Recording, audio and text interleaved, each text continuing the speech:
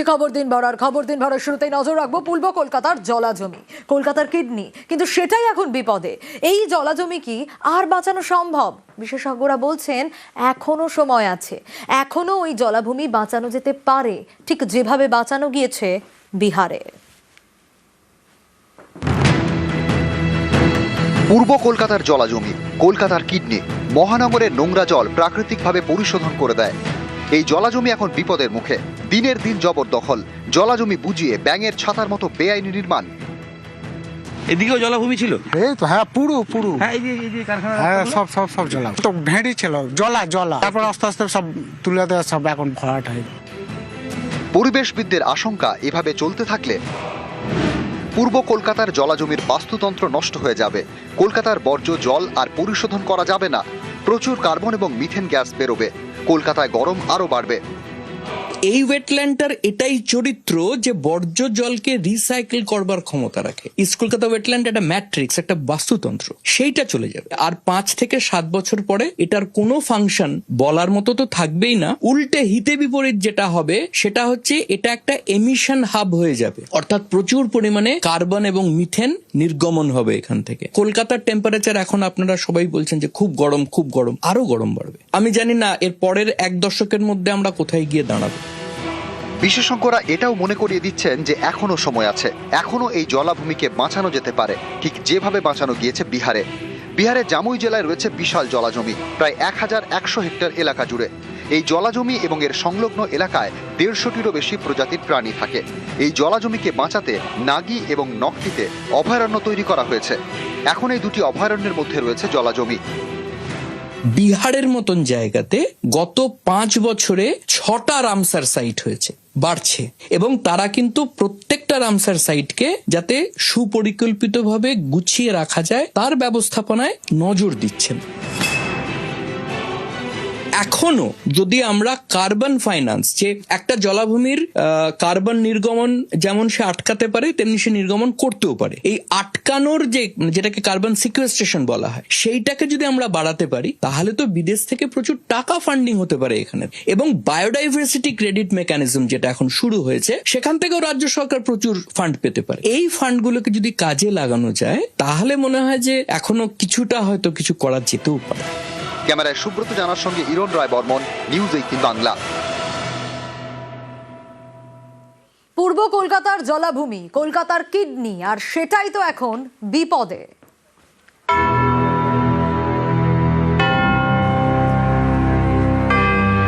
কলকাতার ময়দান, যাকে বলা হয় কলকাতার ফুসফুস, প্রচুর গাছ, অনেক অক্সিজেন। কলকাতার ফুসফুস ময়দান আর কলকাতার কিডনি পূর্ব কলকাতার এই জলাভূমি।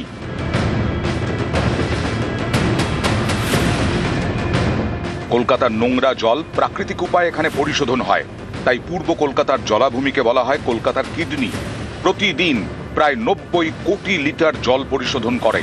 জাতীয় পরিবেশ আদালতের নির্ধারিত রেট অনুযায়ী 90 কোটি লিটার জল পরিশোধনে খরচ প্রায় 1600 কোটি টাকা। কিন্তু কলকাতায় এই পরিশোধন হয় প্রাকৃতিকভাবে, তাই 1 পয়সাও খরচ হয় না। পূর্ব কলকাতার জলাভূমিকে কলকাতার কিডনি বলা হয় তার একটাই কারণ যে বর্জ্য জলটা পরিশোধন করবার কোনো জায়গা তো আমাদের নেই, সেটা একমাত্র ইস্ট কলকাতা ওয়েটল্যান্ডই করে। এরকম গুরুত্বপূর্ণ জলাভূমি ধ্বংস করা হচ্ছে। জলাভূমি বুঝিয়ে ব্যাঙের ছাতার মতো তৈরি হচ্ছে বেআইনি নির্মাণ। এই যে আরবান প্রেশারটা, এই প্রেশারটা, নগরায়নের যে চাপটা, সেটা ক্রমশ পূর্ব কলকাতা জলাভূমিকে খেয়ে ফেলছে। কলকাতা এক বিরল শহর, কারণ এই শহর জল পায় গঙ্গা থেকে, আর বর্জ্য জল পরিশোধন হয় পূর্ব কলকাতার বিশাল জলাজমিতে। চলতি কথায় ভেড়ি, আসলে কলকাতার ভৌগোলিক কিডনি। দিনে 980 মিলিয়ন লিটার বর্জ্য রিসাইকেলড হয়। এবারে এটার উৎসটা হচ্ছে সেই ব্রিটিশ পিরিয়ডের সময় থেকে, যখন গঙ্গাকে বাঁচানোর জন্য ব্রিটিশার্সরা 2টো খাল ঠিক করেছিল, যেটা আমরা বাগজোলা খাল বলি, কেষ্টপুর খাল। সেইগুলো দিয়ে পুরো বর্জ্যটা যাতে ইস্টের দিকে যায়। যখনই গঙ্গাতে ওই জোয়ারটা আসতো, সেই সময় ওরা গঙ্গার গেট খুলে দিলে মনে করেছিল যে বর্জ্যটা সেখানে ভেসে বেরিয়ে যাবে, তাই হতো ইস্টের দিকে। কিন্তু এই খালগুলো পুরোপুরি ডিফাঙ্ক্ট হয়ে গেল। এই যে আরবান প্রেশারটা, এই প্রেশারটা, নগরায়নের যে চাপটা, সেটা ক্রমশ পূর্ব কলকাতা জলাভূমিকে খেয়ে ফেলছে। এই যে 980 মিলিয়ন লিটার বর্জ্য যাচ্ছে পূর্ব কলকাতার জলাভূমিতে, সেটা রিসাইকেল করবার আমাদের কাছে কোনো ব্যবস্থাই নেই।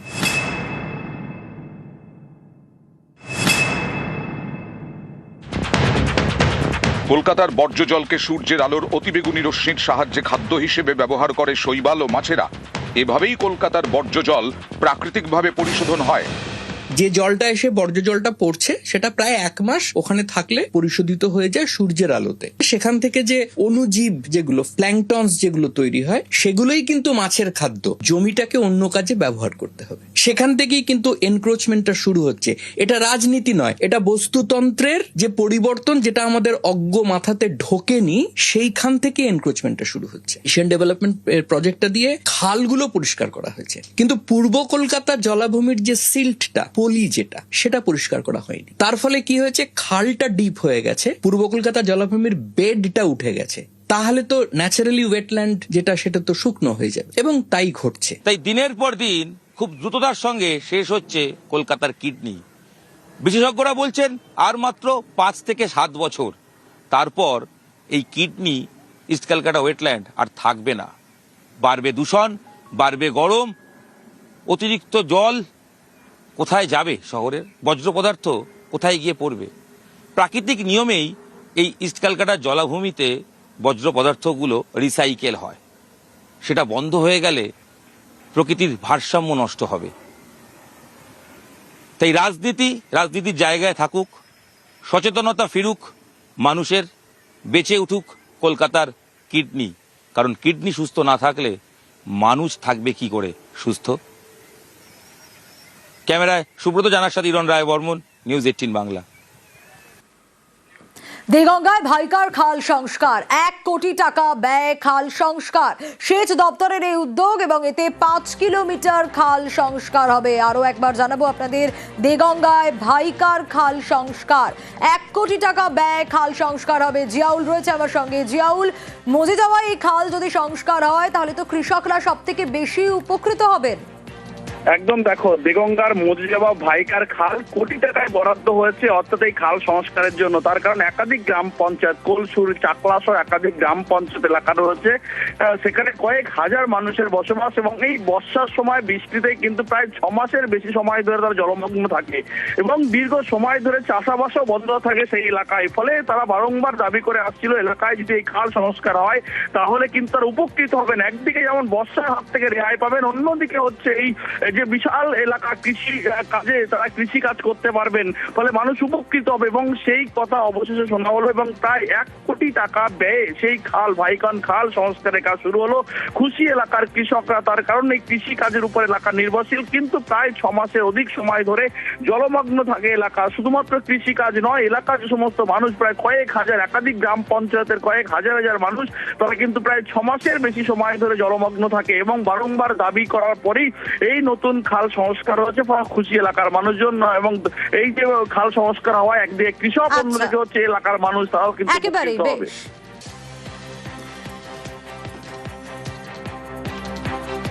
এটা খাল কাটা হলে জলটা কারোর ঘরে বাড়িতে উঠতে পারবে না, জমিতেও আর উঠতে পারবে না। চাষবাস করে খায়, এসব জমিতে সব শস্য হয়, কিন্তু এই জল জমার কারণে সেগুলো আর হয় না। তা দিদি এখন যা উদ্যোগ নিয়েছে, মোটামুটি খালটা যদি এভাবে সংশোধন হয়ে যায় তাহলে আমরা খুব উপকারিত হব। কাজ তো শুরু হয়ে গেছে। হ্যাঁ, কাজ শুরু হয়ে গেছে। এবার কি একটা আশার আলো দেখছেন? যে আশা আলো দেখছি। এখানকার মানুষের জন্য আমি কথা দিয়ে গিয়েছিলাম এই খাল সংস্কার করব।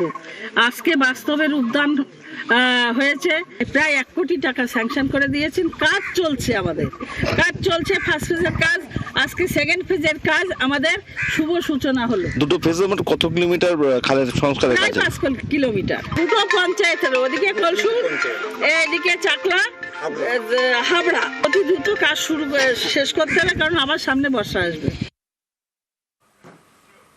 আচ্ছা, একটা ছবি আপনাদের দেখাই। এই ছবিটা দেখে কি মনে হচ্ছে আপনাদের?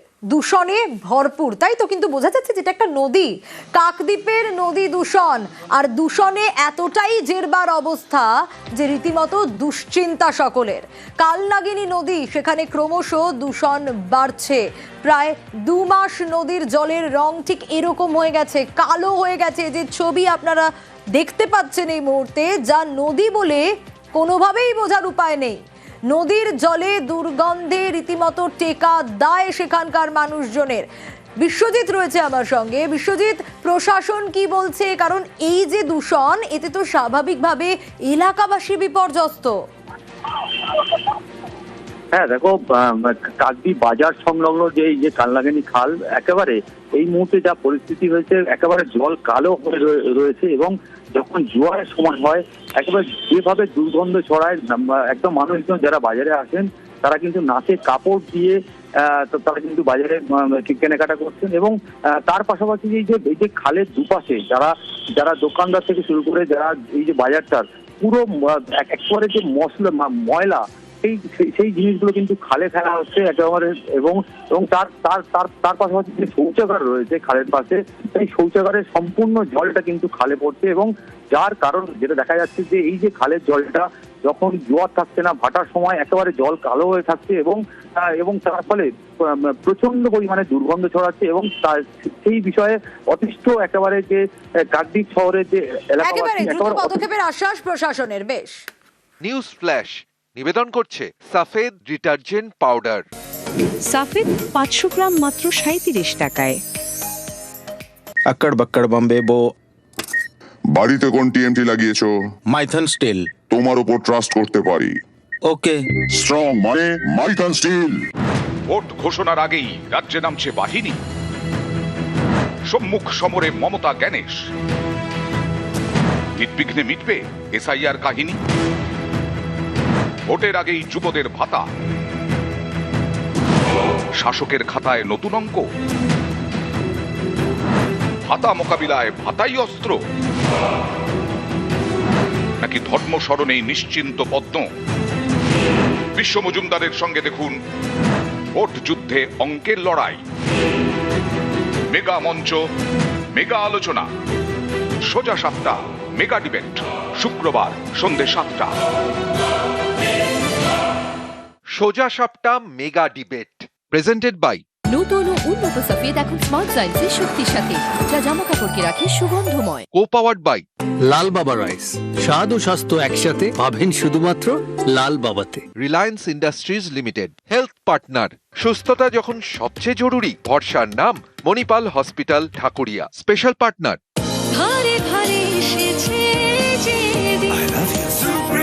বেনারসি সহ কেনাকাটায় ট্রলি।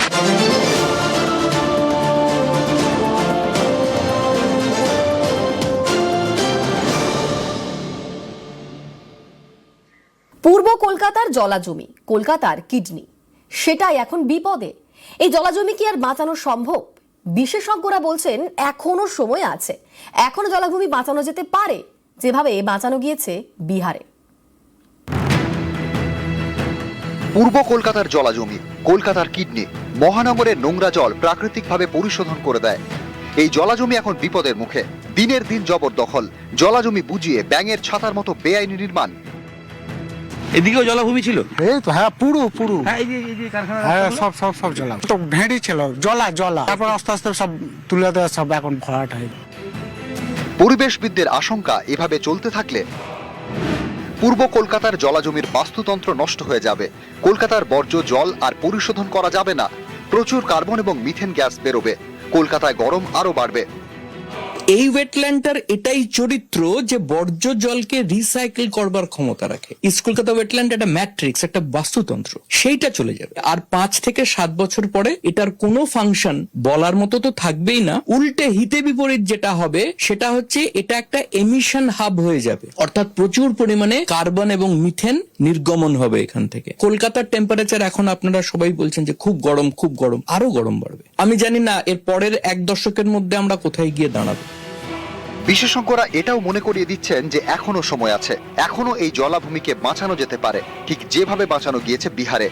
বিহারের জামুই জেলায় রয়েছে বিশাল জলাজমি, প্রায় 1100 হেক্টর এলাকা জুড়ে। এই জলাজমি এবং এর সংলগ্ন এলাকায় 150টিরও বেশি প্রজাতির প্রাণী থাকে। এই জলাজমিকে বাঁচাতে নাগি এবং নকটিতে অভয়ারণ্য তৈরি করা হয়েছে। এখন এই দুটি অভয়ারণ্যের মধ্যে রয়েছে জলাজমি। বিহারের মতন জায়গাতে গত 5 বছরে 6টা রামসার সাইট হয়েছে। বাড়ছে এবং তারা কিন্তু প্রত্যেকটা রামসার সাইটকে যাতে সুপরিকল্পিতভাবে গুছিয়ে রাখা যায় তার ব্যবস্থাপনায় নজর দিচ্ছেন।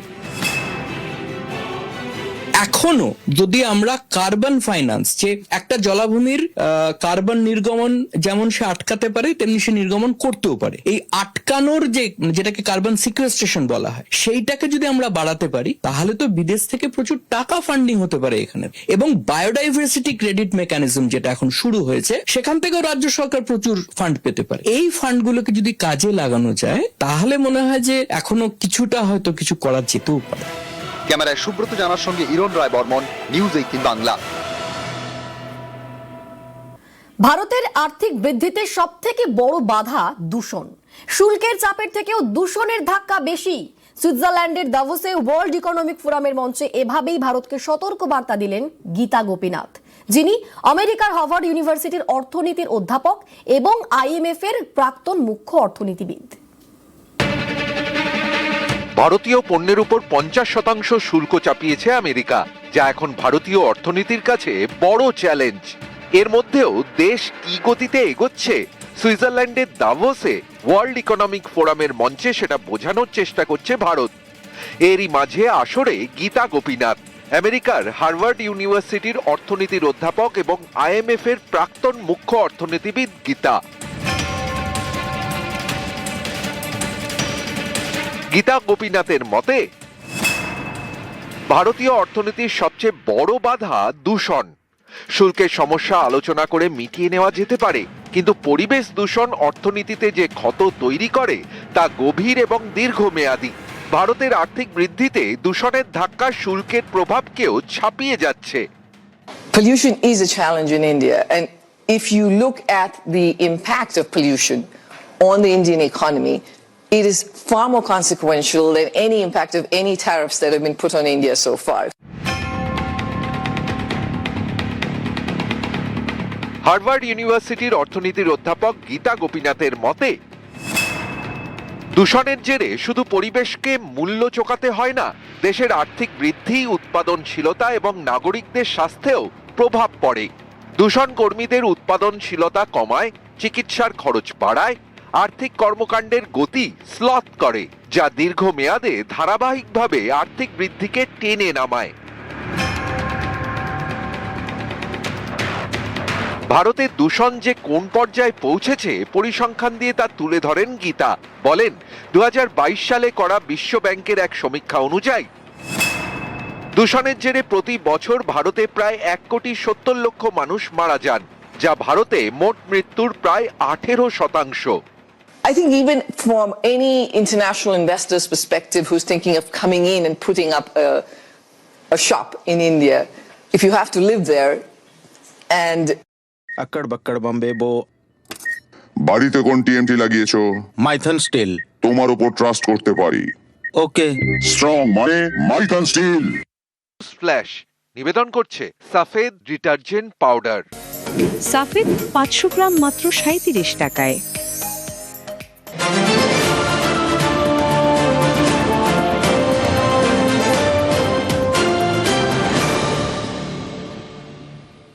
খবর দিনভর এবার নজর রাখবো মনীষীদের নামে ফের বিভ্রাট প্রধানমন্ত্রী। রামকৃষ্ণ দেবের জন্মতিথিতে মোদির পোস্টে বিতর্ক। আগে সেই পোস্ট দেখাই আপনাদের। স্বামী রামকৃষ্ণ পরমহংস বলে শ্রদ্ধা জ্ঞাপন, প্রধানমন্ত্রীকে পাল্টা খোঁচা তৃণমূলের। নরেন্দ্র মোদীর করা সেই পোস্ট আপনাদের দেখাচ্ছি এবং তারই পাশাপাশি নরেন্দ্র মোদীকে পোস্ট সংশোধনের পরামর্শ দিয়েছেন কুণাল ঘোষ।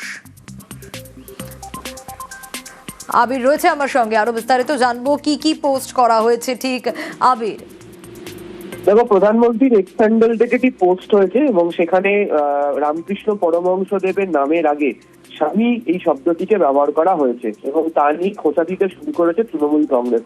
তাদের বক্তব্য যে ফের বাঙালি মনীষীদের যে পরিচয় সেই সম্পর্কে যথাযথভাবে আচরণ করছে না কেন্দ্র, এবং এক্ষেত্রে ঠাকুর রামকৃষ্ণদেব সেখানে স্বামী শব্দটিকে কেন ব্যবহার করা হয়েছে, কে আসলে স্বামীজি ছিলেন, সেই সংক্রান্ত বিষয়ে তাদের নিজেদের মধ্যে একটা ধোঁয়াশা রয়েছে এবং তারা গোটা বিষয়টি সম্পর্কে অবহিত নন, এবং সে কারণেই পোস্টে এই শব্দবন্ধকে জুড়ে দেওয়া হয়েছে। আসলে এর মধ্যে দিয়ে বাঙালি যে সংস্কৃতি বা মনীষী যারা রয়েছেন তাদেরকে যথাযথভাবে সম্মান দেখানো হচ্ছে না বলে অভিযোগ তাদের। একই সঙ্গে তিনি উল্লেখ করেছেন যে অবিলম্বে প্রধানমন্ত্রীর তরফ থেকে গোটা বিষয়টিকে সংশোধন করে নেওয়া উচিত, এবং যদি প্রকৃত অর্থেই সম্মান জানাতে হয় তাহলে কি শব্দবন্ধ ব্যবহার করা উচিত সেগুলোকে ভেবে চিন্তে তারা যেন পোস্ট করেন, সেই প্রসঙ্গের কথা উল্লেখিত হয়েছে তাদের খোঁচাতে। বেশ আবির।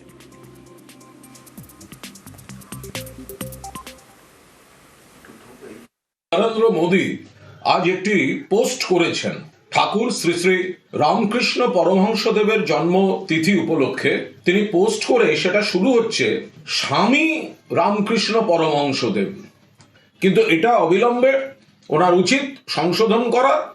স্বামী শব্দটা অন্য সন্ন্যাসীদের ক্ষেত্রে সাধারণ অর্থে যে প্রয়োগ হয়, ঠাকুর শ্রী শ্রী রামকৃষ্ণদেবের ক্ষেত্রে সেটা যে প্রযোজ্য নয়, এটা নরেন্দ্র মোদী আর বিজেপিকে কে বোঝাবে? প্রার্থী হতে চান দিলীপ ঘোষের স্ত্রী। মেদিনীপুর থেকে প্রার্থী হওয়ার ইচ্ছে রিঙ্কুর। বীজপুর এবং নিউ টাউনও পছন্দের কেন্দ্র তার। বিজেপির সল্টলেক অফিসে বায়োডাটা জমা। 31শে জানুয়ারি বায়োডাটা জমা দিলীপ ঘোষের স্ত্রীর। দেখুন, আমি মিসেস ঘোষ হয়েছি জাস্ট 8 মান্থস হলো, রাইট? বাট তার আগে আমি 13 ইয়ার্স আমি বুথ লেভেল হয়ে, মন্ডল লেভেল হয়ে, ভায়া জেলা, দেন আমি স্টেট লেভেলে উত্তীর্ণ হয়েছি। সেকেন্ডলি আমি তো ডিজার্ভ করি। আমি বালতালজির সাথে দেখা করেছিলাম, তাকে আমি ইচ্ছা প্রকাশ করেছিলাম। আমি স্বতঃস্ফূর্ত ভাবে ডেডিকেটেডলি একদম গ্রাউন্ড লেভেলে প্রত্যেকটা মানুষের সাথে কানেক্ট করে করে আমি কাজ করেছি। তাহলে আমি কেন অ্যাপ্লিকেন্ট হবো না? আজকে দল আমাকে 12-13 বছরের মধ্যে আমাকে একটা পঞ্চায়েতের মেম্বারের টিকিট দেওয়ার প্রয়োজন মনে করেনি। তো আমার ইচ্ছা যদি আমি জাহির না করি, বলে না যে বাচ্চা না কাঁদলে মা তাকে দুধ দেয় না, তো সেমনি বুঝে গেছি। আর আমার তো বিয়েটা হয়েছে 8 মাস হলো। রিঙ্কু তার থেকেও পুরনো কর্মী বলে দাবি। প্রার্থী নিয়ে দলের সিদ্ধান্ত চূড়ান্ত, মন্তব্য দিলীপের। আমার স্ত্রী, তিনি পার্টির একজন কার্যকর্তা, আমার চেয়ে পুরনো। আমি এমএলএ এমপি হয়ে গেলাম, ওনার একবার হওয়ার ইচ্ছা আছে। পার্টির হাজার হাজার লোক অ্যাপ্লিকেশন করেছেন, কর্মীরা, যে কেউ করতে পারে। পার্টি ঠিক করবে কাকে কোথায় ক্যান্ডিডেট করবে।